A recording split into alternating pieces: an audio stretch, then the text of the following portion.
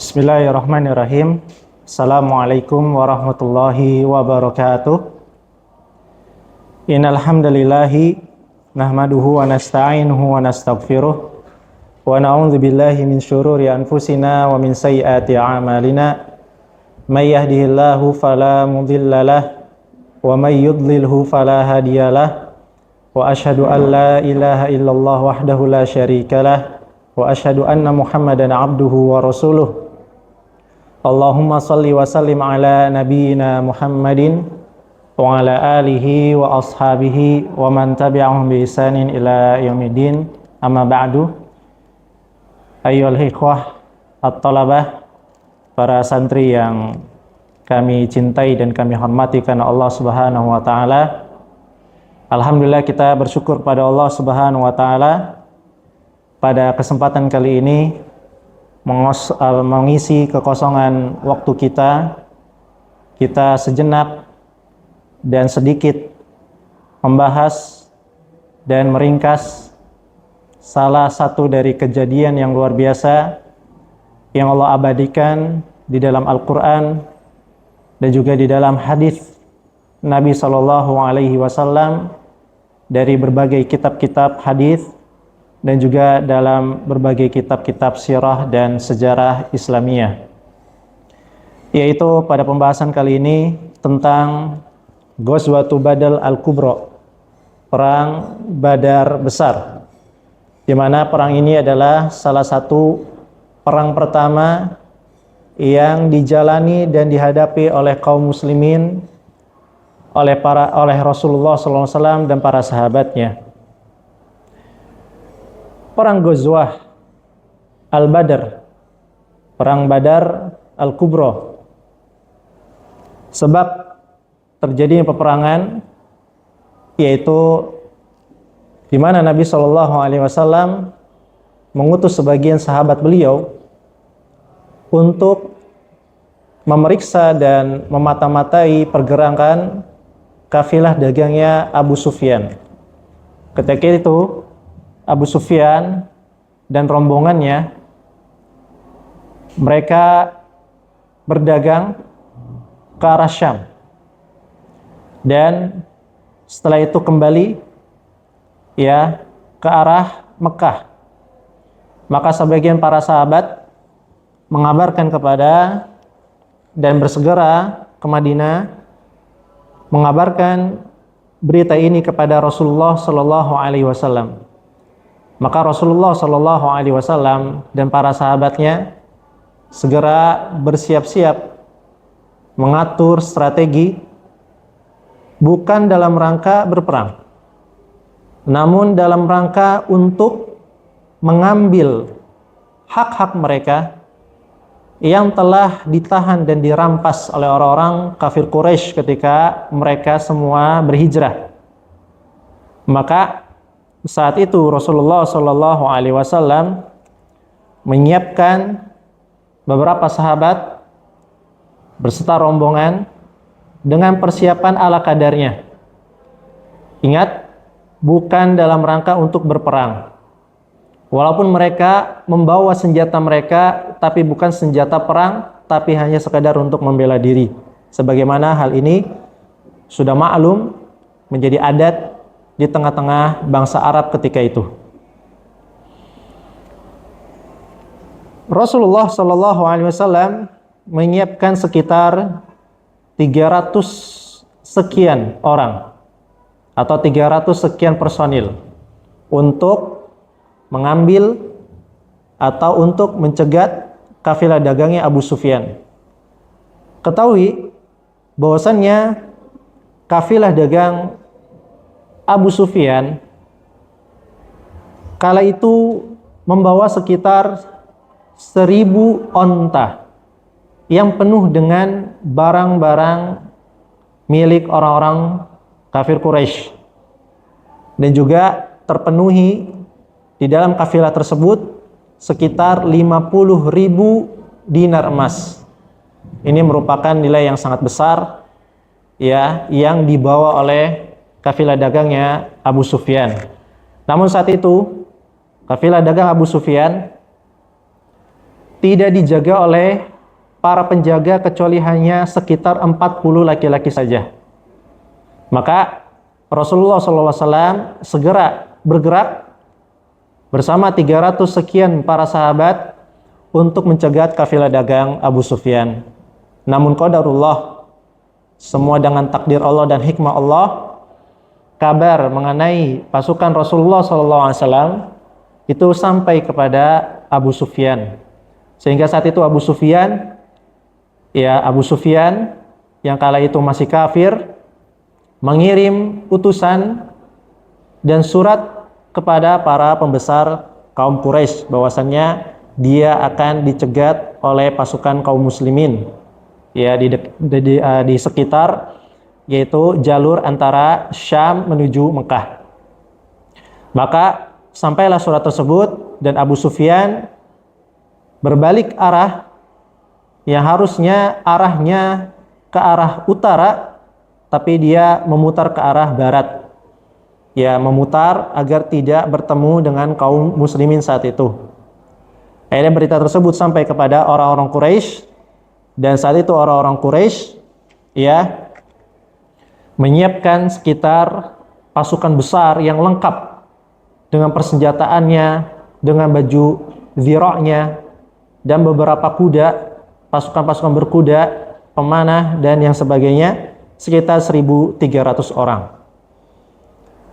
Dan ketika itu, kaum muslimin berjalan menuju arah Badar. Dan kaum Quraisy juga sudah mempersiapkan pasukannya. Namun, sebagaimana dijelaskan oleh para ulama, 1.300, namun 300 orang mengundurkan diri untuk tidak menyerang pasukan Rasulullah SAW. Alasan mereka karena mereka khawatir perkampungan mereka akan diserang oleh kabilah-kabilah yang menjadi musuh-musuh mereka di sekitar Mekah saat itu. Maka berangkatlah Abu Jahal dan para pembesar yang lainnya, yang mereka seperti Utsbah dan yang lainnya, untuk pergi menuju tempat yaitu arah Badar untuk bertemu dengan pasukan Rasulullah SAW atau rombongan Rasulullah SAW. Ketika Rasulullah SAW sampai di daerah Badar, maka ternyata apa yang beliau prediksikan meleset. Ternyata terdengarlah kabar bahwasanya orang-orang Quraisy sudah di tengah jalan mendekati mereka. Maka saat itu Rasulullah SAW mendadak melakukan musyawarah besar tingkat tinggi, yang beliau meminta kepada seluruh para sahabat untuk bermusyawarah. Apakah kita kembali ke Madinah atau kita terus menghadapi orang-orang Quraisy? Maka subhanallah, dengan izin Allah Subhanahu wa taala dan karunia-Nya, Allah memberikan taufik kepada seluruh para sahabat. Dalam satu kata dan satu kalimat mereka bersepakat untuk apa? Yaitu menyerang dan tidak balik arah menuju Madinah, serta dengan gagah dan keimanan yang kuat menghadap pasukan Quraisy yang saat itu berjumlah 1.000 orang. Tentu ini jumlah yang sangat besar, 3 kali lipatnya dari pasukan kaum muslimin. Maka singkat ceritanya, setelah keputusan itu dan kemantapan iman dari Rasulullah SAW dan para sahabat, akhirnya Rasulullah SAW bersegera membentuk strategi. Di daerah Badar, Rasulullah SAW memerintahkan para sahabat untuk menampung air di sumur dan juga di beberapa batu yang ditumpuk. Tujuannya apa? Agar kaum Quraisy saat itu tidak mendapatkan sumber air. Sehingga saat itu strateginya kaum muslimin, mereka berhasil menguasai sumber air yang ada di daerah Badar. Maka bertemulah dua pasukan yang tidak sebanding sama sekali. Kaum Quraisy 1.000 orang, kaum muslimin hanya sekitar 313, bahkan dalam riwayat lain sampai 317 orang. Dari kalangan muhajirin sekitar 82 sampai 86 orang.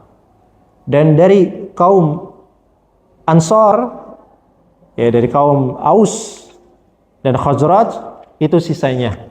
Tentu jumlah yang lebih banyak dibandingkan kaum muhajirin saat itu. Maka berperanglah ya kaum muslimin dengan kaum Quraisy 3-1, 1000 melawan 300, dengan peperangan yang luar biasa, ya, dengan peperangan yang sangat sengit, sampai Rasulullah Shallallahu Alaihi Wasallam beliau beristighotsah, beliau berdoa, bermunajat kepada Rabb-Nya agar pasukan kaum muslimin dimenangkan oleh Allah Subhanahu wa taala. Oleh karena itulah beliau berdoa sampai selendang beliau terjatuh.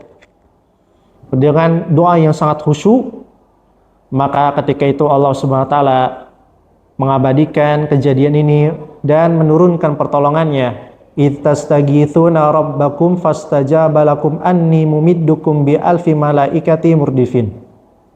Ketika engkau wahai Muhammad beristighotsah, maka kami bentangkan, kami turunkan pertolongan dengan bala bantuan tentara dari langit, yaitu 1000 malaikat yang memiliki tanda.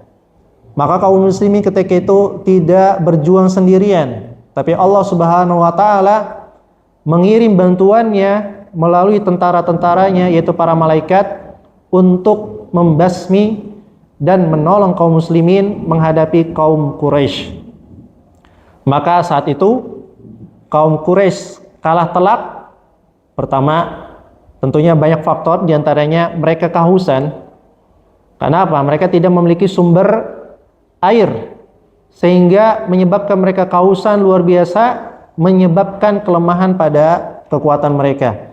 Dan yang kedua, kekuatan iman dari Rasulullah SAW dan juga para sahabat. Mereka tidak gentar, mereka melawan kaum Quraisy dengan senjata ala kadarnya. Dan yang ketiga, Allah Subhanahu wa taala menolong mereka melalui bantuan yang luar biasa dengan diturunkannya para malaikat, ya, di sisi Allah Subhanahu wa taala, atau dari sisi Allah Subhanahu wa taala. Maka para ikhwah sekalian, kejadian ini luar biasa.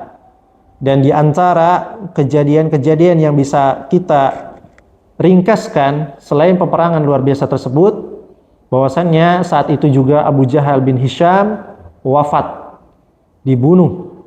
Ya, dia terjatuh, kemudian dia dibunuh oleh 2 pemuda, yang mana 2 pemuda dari suku Ansor ini, ya, bertanya kepada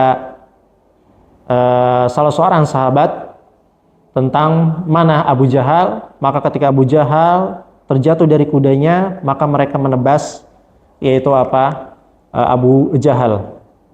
Kemudian diantaranya juga Umar bin Khattab, ia berkelahi dan berperang melawan pamannya. Begitu juga Abu Bakar radhiyallahu taala anhu, hampir saja beliau membunuh anaknya, yaitu Abdurrahman, karena saat itu Abdurrahman masih kafir, dan Abdurrahman lari dari bapaknya, yaitu Abu Bakar. Kemudian juga Abu Ubaidah, ya, Al-Jarrah, juga berperang membunuh ayahnya, padahal Abu Ubaidah sudah lari, ya, dari ayahnya, namun ayahnya tetap mendekati Abu Ubaidah, maka Abu Ubaidah pun membunuh ayahnya.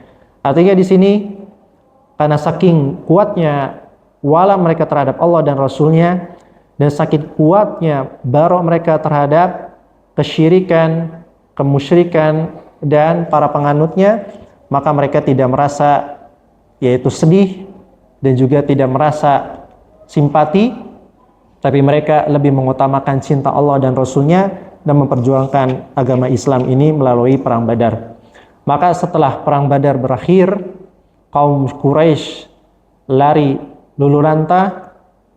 Akhirnya kemenangan ini ya disyukuri oleh kaum muslimin, Rasulullah SAW dan para sahabatnya, dan berita ini tersebar di daerah Madinah, sehingga ketika itu orang-orang Yahudi dan orang-orang yang membenci dakwah Islam, yang awalnya mereka menampakkan keislaman, menampakkan kekufuran, mereka menjadi orang-orang munafik, berpura-pura masuk Islam karena takut dengan kekuatan yaitu Islam saat itu.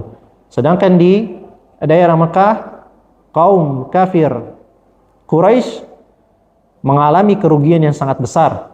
Banyak dari pahlawan-pahlawan, tokoh-tokoh mereka mati, ya wafat, terbunuh di atas kesyirikan, sehingga itu menyebabkan jatuh mental di tengah-tengah orang-orang Quraisy, dan juga menyebabkan kerugian yang besar di antaranya apa? Kabilah-kabilah yang menjadi musuh-musuh suku Quraisy makin berani untuk apa? Untuk menyerang orang-orang Quraisy, sehingga saat itu mereka benar-benar sangat terpukul sekali atas kekalahan pertama mereka melawan pasukan kaum muslimin yang jumlahnya lebih sedikit dibandingkan mereka. Maka masyarul ikhwah, thalabah, para santri yang kami hormati dan kami cintai karena Allah Subhanahu wa taala,